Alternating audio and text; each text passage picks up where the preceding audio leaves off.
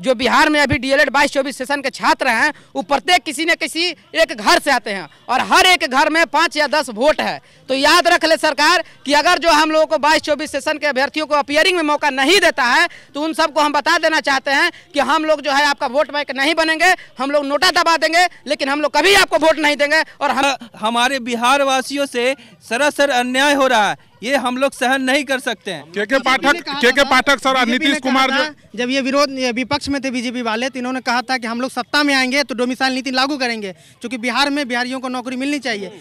जिस तरह से सुशील मोदी ने भी कहा था, और हर राज्य में खास करके शिक्षक भर्ती जो होता है उसमें वहाँ के स्थानीय लोगों को दिया जाता है 90% के करीब मौका दिए, और एक बच्चे को एक बार भी मौका नहीं मिल रहा है। तो हम लोग का प्रमुख मांग वही है, आप अपीयरिंग वाले को मौका दीजिए, बस डीएलएड वाले को, अपीयरिंग वाले को मौका चाहिए।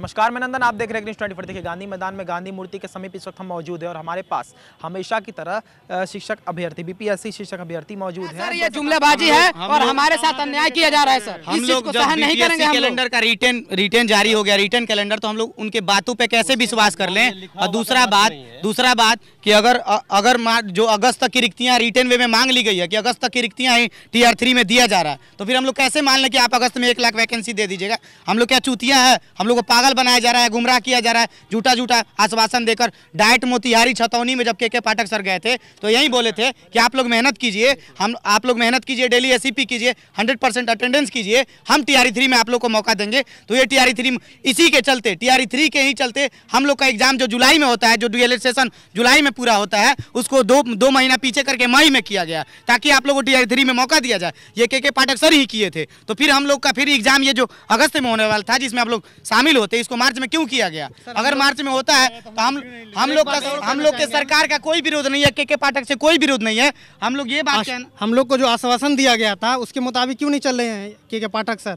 इन्होंने कहा था हम लोगों से डबल ड्यूटी करवाया गया है, ठीक है। हम लोग जो सिर्फ स्कूल में पढ़ाते थे, स्कूल के साथ साथ कॉलेज भी जाना पड़ रहा है, दिन भर का शेड्यूल कर दिया गया हर समय। और इतना मेहनत करने के बाद के पाठक सर और शिक्षा विभाग को भी ये भी जानना चाहिए कि ये बच्चे जो है कि जब 9 बजे से लेकर के 5 बजे तक जो है कि अपना पूरा कॉलेज में स्कूल में टाइम देंगे तो और जो है कि और एग्जाम तैयारी करने का उनके पास मौका ही नहीं मिलेगा। हम लोग का एक ही मौका है कि टीचर सरकारी मानसिक और आर्थिक रूप से प्रताड़ित किया जा रहा है। पूरी तरह से हम लोग इस उलझन में पड़े हुए हैं कि पढ़ें या पढ़ाएं, दोनों काम हम लोग को करना पड़ रहा है। और फिर भी नीतीश कुमार अपने राजनीतिक रोटियां सेकने के चक्कर में केवल विद्यार्थियों को भी ये राजनीतिक मुद्दा में लाकर अपने आप को राजनीतिक में ऊंचा दिखाने का प्रयास कर रहे हैं। सर, एक बात बताइए कि ये बहाली विद्यार्थी के लिए हो रहा है या नेता लोगों के लिए हो रहा है? देखिए सर, हम बता देना चाहते हैं तो अगर हम लोग 60,000 या 1 लाख जो बिहार में अभी डीएलएड 22-24 सेशन के छात्र हैं, वो प्रत्येक किसी न किसी एक घर से आते हैं और हर एक घर में 5 या 10 वोट है। तो याद रख ले सरकार कि अगर जो हम लोगों को 22-24 सेशन के अभ्यर्थियों को अपीयरिंग में मौका नहीं देता है तो उन सबको हम बता देना चाहते हैं कि हम लोग जो है आपका वोट बैंक नहीं बनेंगे, हम लोग नोटा दबा देंगे, लेकिन हम लोग कभी आपको वोट नहीं देंगे। और हमेशा जो है आप लोगों का हम लोग विरोध करते रहेंगे, चूंकि हम लोगों के भविष्य के साथ खिलवाड़ किया जा रहा है। और ये आश्वासन हमेशा दिया जा रहा था कि आप लोग जो है 100% अटेंडेंस के साथ आप लोग जो है टीचिंग स्किल को डेवलप कीजिए। जब हर कुछ किया जा रहा है तो आपने हमको मौका क्यों नहीं दे रहे हैं?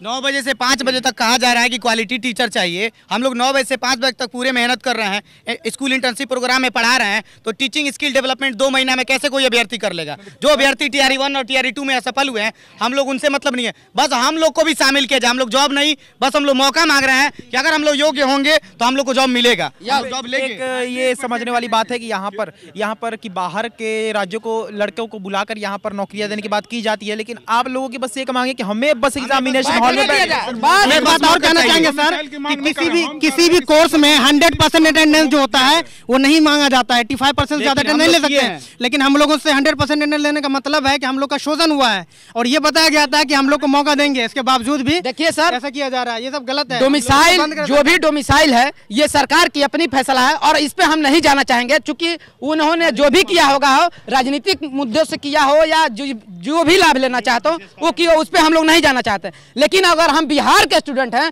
हम लोग बिहार के अभ्यर्थी हैं, तो हम लोग बिहार में बिहार सरकार से रोजगार नहीं मांगेंगे। और रोजगार क्या मांग रहे हैं? हम अपना हक मांग रहे हैं। अगर हम लोग जो है 100% अटेंडेंस दे रहे हैं, चूंकि जो है हम लोग रेगुलर सब कुछ करने के बाद भी अगर जब आप हमको जो है बीपीएससी टीयर 3 में बैठने का मौका नहीं दीजिएगा, आश्वासन देने के बावजूद भी, तो हम लोग कहाँ जाएंगे? भीख मांगे आपसे?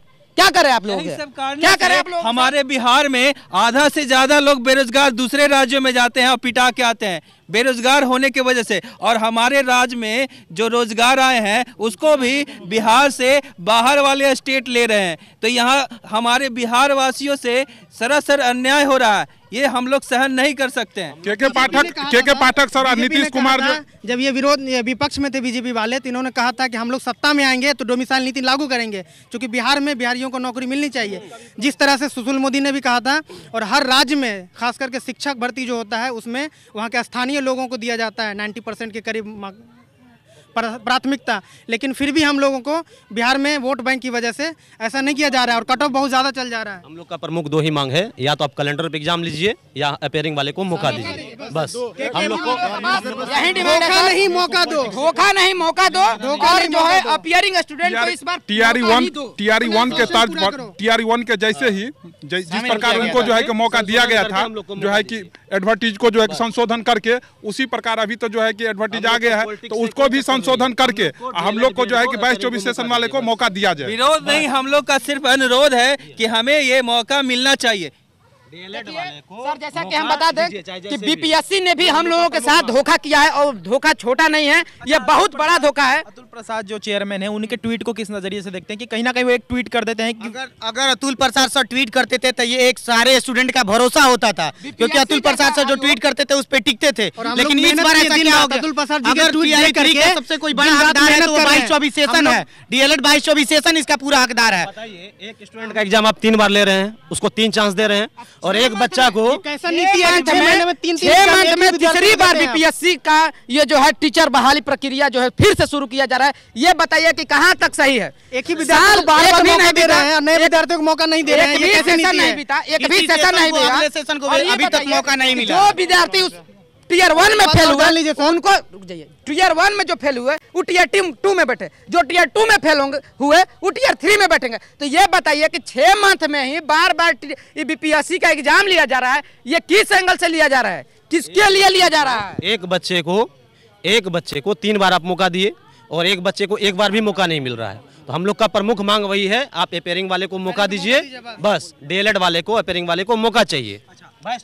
हम लोग का फाइनली यही मांग है। हम लोग ना किसी राजनीतिक पार्टी का विरोधी हैं, ना कुछ भी। हम लोग का मांग है कि टीआरई 3 में 2022-24 वाले को शामिल किया जाए, और नहीं तो कैलेंडर के अनुसार एग्जाम लिया जाए टीआरई 3। अगर ऐसा नहीं होता है तो सरकार याद कर ले, यहाँ पे अभी 15-20 जिले के लड़के आए हुए हैं अपने अपने डीएलएड कॉलेज से। हम सभी 38 जिलों के लड़के एक हैं, और हम आगामी चुनाव में ये हम बता देंगे कि नहीं हम लोग क्या कर सकते हैं। इसलिए हमें एक रणनीति बना के हर एक गवर्नमेंट कॉलेज से 2-2 बच्चे आए हैं, ताकि किसी तरह का आंदोलन वगैरह से हम लोग को कोई लेना देना नहीं है। हम लोग अपना जो मुख्य मांग है उसके लिए हम लोग यहाँ हैं, अपेयरिंग वाले को मौका दिया जाए 22-24 सेशन वाले। बस एक बार आप देख सकते हैं बीपीएससी शिक्षक अभ्यर्थी अभी भी धरना दे रहे हैं। गांधी मूर्ति के पास इस वक्त मौजूद है। बीपीएससी टीआरई 3.0 को लेकर यहाँ पर देख सकते हैं सेशन 2022 से 24 के ये छात्र हैं, और आप देख सकते हैं साफ तौर पर किस तरीके से बीपीएससी शिक्षक अभ्यर्थी अभी भी धरना पर बने हुए हैं और एप्लीकेशन हाथ में लिए धरना दे रहे हैं।